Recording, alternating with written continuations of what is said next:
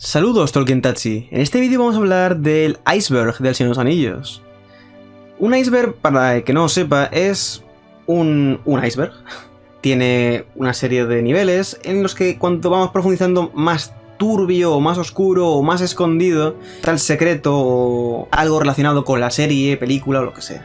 En este caso vamos a hacerlo del Señor de los Anillos, porque creo que es interesante. Y vamos a ir viendo algunos, no todos, porque como podéis ir viendo hay una gran cantidad de elementos y cosas que se pueden ir mirando. Y antes que nada decir que muchas de las cosas las que están en el iceberg este son teorías no canon y algunas cosas que si lees un poco en profundidad te das cuenta de que no tiene sentido. Pero me ha parecido curioso, así que os lo traigo, ¿vale? Lo primero de todo encontramos que un elemento ciertamente interesante es el concilio de Elrond. Si os preguntara ahora cuántos son los miembros que participan, y solo hubiésemos visto las películas diríais algunos nombres, pero lo cierto es que en el libro ese resto de gente que participa y que en las pelis son extras, sin importancia, son algunas personalidades relevantes de la Tierra Media. No voy a nombrar a todos los personajes, simplemente deciros que además de los que ya conocíamos, aparecen elfos desconocidos como puede ser Galdor, que era un mensajero de Círdan, Glorfindel, que el que se haya leído los libros le conocerá perfectamente, y el que no, pues no pudo disfrutarlo en las películas de Peter Jackson, pues fue eliminado. Pero básicamente es el que salvó y llevó en su caballo Asfaloth a Frodo en su viaje a Rivendell, cuando fue herido en la cima de los vientos. Además estaba Erestor, que era un elfo de Imladris, Glóin, que es el padre de Gimli, y también uno de los que viajaron en la compañía de Thorin para recuperar Erebor, Bilbo, que aunque sí que se vio en las películas, creo que recordar que no estaba presente en la misma película. Y como curiosidad saber que Legolas no iba a ir en un principio, simplemente fue para avisar a Aragorn de que Gollum se había escapado de su prisión. Y Boromir llegó sin invitación porque había tenido una visión de que se iban a juntar algo relacionado con un anillo, unos hobbits que no sabía todavía que eran hobbits. Cuando llegó ahí vio que su visión profética, que primero había tenido Faramir, era cierta. Y se unió a la compañía. Encontramos que las edades para el momento de la Guerra del Anillo se miden en edades solares, en años medidos usando el nacimiento del Sol como referencia. La Guerra del Anillo se da entre el 3018 y el 3019, y la tercera edad del Sol termina en el 3021, y posteriormente vendría la cuarta edad. No tienen siempre un mismo tiempo, ya que a partir de la cuarta edad las edades son más cortas, pero la segunda edad tuvo 3441 años, y la primera edad tuvo 590. Estas edades del Sol sucedieron a las edades de los árboles, después de que Morgoth destruyera los árboles de Valinor, y que con su fruto surgiera el Sol y la Luna. Como curiosidad, la primera luz del Sol llegó junto al ejército de los Noldor, que cruzaron el Helcaraxe. Además, la primera edad concluyó con la Guerra de la Cólera, y la segunda edad con la Guerra de la Última Alianza, así como la tercera con la Guerra del Anillo. Aquí encontramos además dos cosas importantes, que es la resurrección de Gandalf y la inmortalidad de los elfos. La primera, de manera resumida, es que Gandalf era un Ainur, en concreto un Maiar, un espíritu inmortal, creado por Ilúvatar, por lo que él no hubiera muerto igualmente. Pasa lo mismo con Sauron, ya que son del mismo nivel de jerarquía. Pero que sea inmortal no implica que reviva en la Tierra Media. El motivo de esta resurrección es para compensar la traición de Saruman. De esta forma Gandalf ocuparía su lugar como mago blanco, y lideraría a los pueblos de la Tierra Media. En lo que se refiere a la inmortalidad de los elfos, es un tema complicado, aunque no lo parezca, ya que, por ejemplo, en libros como El Anillo de Morgoth, he encontrado una información que indica que si bien es cierto que el espíritu de los elfos está ligado a Arda, por lo que sería virtualmente inmortal, en cuanto Arda no fuese destruida, el cuerpo del elfo sí que puede morir, tanto por heridas como por el tiempo. Si bien es cierto que el tiempo afecta muy lentamente al cuerpo del elfo, estos tienen fases de crecimiento y, por ejemplo, Círdan tiene un aspecto anciano por sus larguísimos años de vida. De todas formas, si queréis saber algo más acerca de la inmortalidad de los elfos, tengo un vídeo explicándolo al respecto. Los Argonath son las representaciones de los primeros reyes de Gondor, colocados como frontera norte en tiempos de Romendathil II, alrededor del año 1248 de la tercera edad. Por desgracia, para Gondor, los límites del reino se habían visto reducidos, por lo que los Argonath permanecían simplemente como un recuerdo de los reyes antiguos en el Anduin.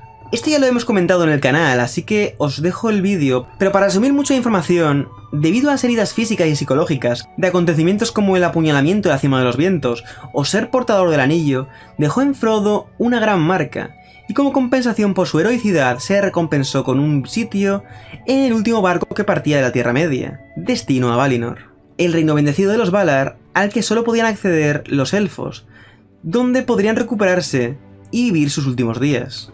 Eso es una curiosidad más que otra cosa, y es que, como ya he dicho anteriormente, Glorfindel sería el personaje que lleva en su caballo Asphalod a Frodo a Rivendell, después de ser herido por el Rey Brujo.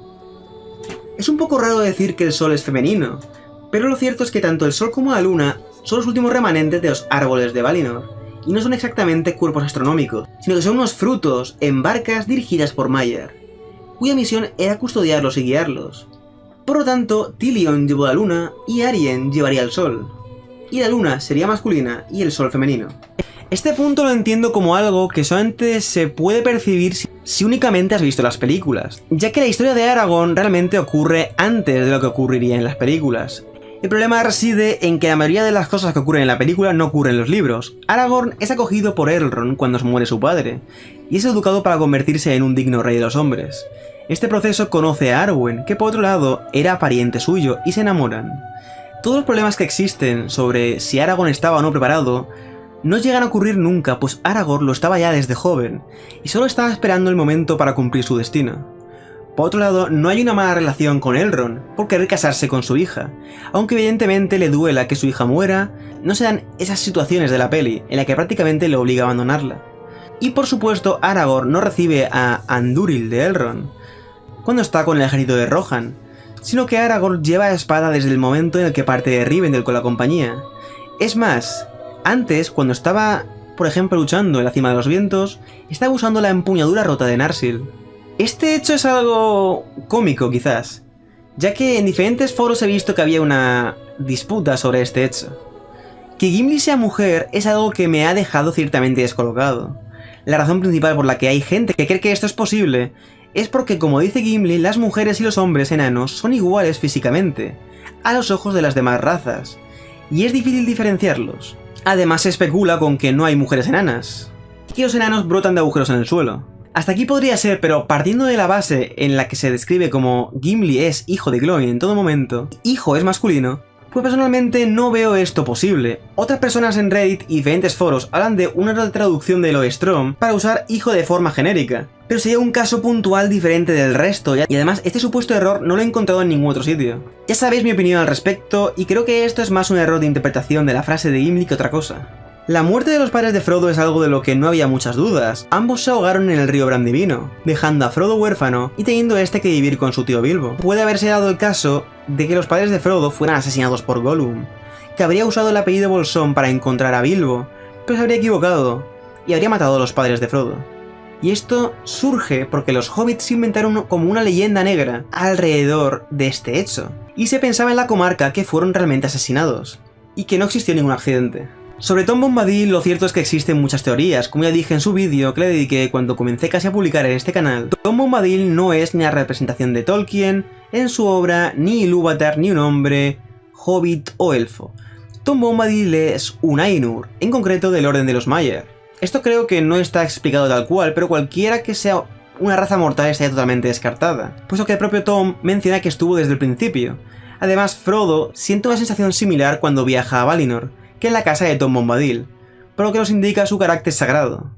La verdad es que la figura de Ilúvatar es la de un dios supremo que, si bien tiene un impacto en la historia, no participa casi en ningún momento, de manera directa, siendo más notoria su presencia mediante el destino, visiones y momentos similares. Por el contrario, Tom gusta de la naturaleza, y la tranquilidad le hace inmune a la maldad del anillo y sus poderes, y a la vez tiene un poder jerárquicamente similar a Sauron y Gandalf. Simplemente es un espíritu libre, enamorado de la creación de Ilúvatar y en pleno disfrute de la naturaleza. Por otro lado, puede tener elementos que sean similares a Tolkien, pero no puede ser llamado como la representación del autor en la obra, o Dios por este motivo. The Thinking Fox es algo en lo que no había parado a pensar, pero realmente es interesante. En cierto momento en la obra hay un zorro que se encuentra con los hobbits y piensa sobre ellos. Tolkien sitúa la acción en la persona del zorro y ve el mundo desde sus ojos. Por un breve momento. No soy un experto en literatura, y no sé cómo se llama esta forma literaria, así que he tenido que ver la interpretación que otras personas podían darle.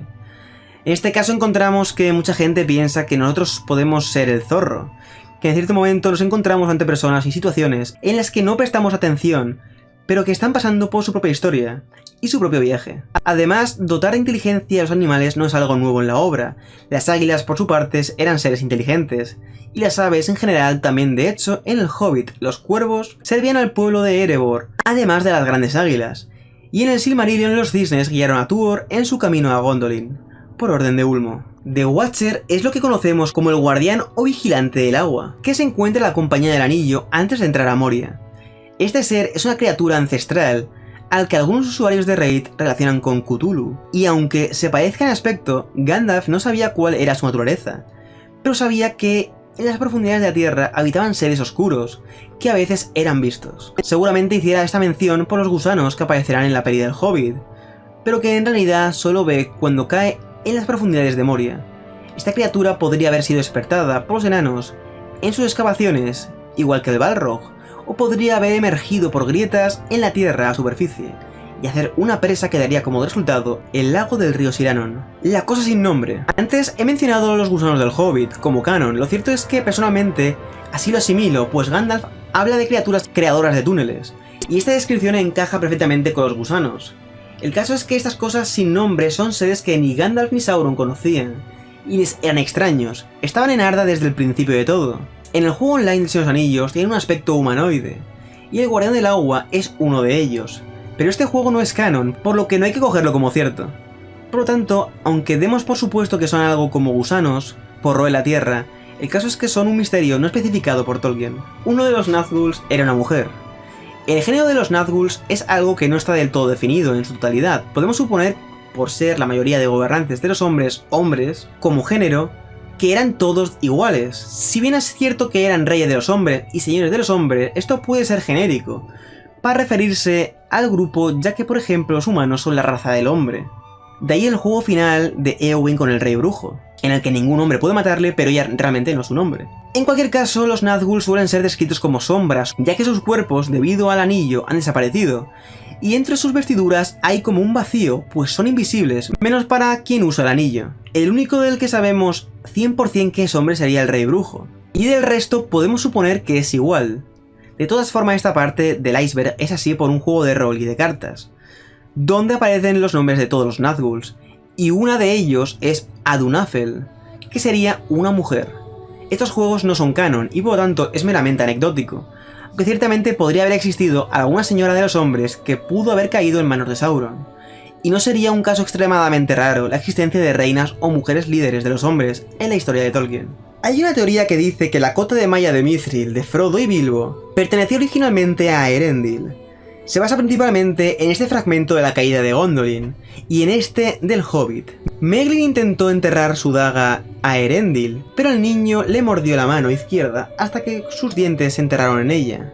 Y Merlin se tambaleó y hundió débilmente el cuchillo y la hoja resbaló en la pequeña cota de malla. Y entonces Tuor se le abalanzó encima con una ira pavorosa. Enseguida le puso a Bilbo una pequeña cota de malla, forjada para algún joven príncipe elfo tiempo atrás. Era de esa plata que los elfos llamaban Mithril. Básicamente, por lo que estamos viendo, se relaciona porque, aunque haya perdido fuerza a Merlin al clavar el cuchillo, vemos como el cuchillo no se clava en la cota de malla, y por lo tanto se entiende como que esta cota de malla podría ser de Mithril. Y por lo tanto, como se especifica que hay un joven príncipe elfo al que se le había hecho, esta cota de Mithril podría haber pertenecido perfectamente a Elendil. El caso es que es de cogerlo con muchas pinzas, ya que todo esto es una curiosidad, y puede ser simplemente una conexión de elementos parecidos, pero que no tiene ninguna relación real. Básicamente porque, por su parte, en la guía completa de la Tierra Media de Robert Foster, nos indica que habría sido hecha por los enanos de Erebor. No sé hasta qué punto podemos considerar canon la guía de Robert Foster, pero en caso de considerar a los tres documentos del mismo carácter, podemos encontrar que si fue realizada para un joven elfo, ese elfo podría haber sido Legolas, aunque no encajaría por fechas, o los hijos de Elrond, que tampoco. Así que ese joven príncipe elfo, la verdad es que me deja un poco descolocado, puesto que en la historia no aparece ningún elfo joven en tiempos de Erebor. De todas formas, la teoría está bien tirada, porque el Hobbit es una historia bastante temprana, y de lo poco que se menciona de Beleriand, y lo que posteriormente tendría el Silmarillion es Gondolin, que también llevaba años planificado, además de tener la espada de Turgon, y dando la posibilidad de que Dardo también fuera una espada de la ciudadela de Gondolin, o incluso la espada de Elendil. Por inventar que no sea, ¿no? Por último encontramos los cómics de Luis Bermejo. Esto es a modo de conclusión, y es que como curiosidad existen unos cómics españoles creados por Luis Bermejo. Por lo que he podido encontrar son una adaptación de la película animada de 1978, directamente de la obra de Tolkien, por lo que es una versión libre.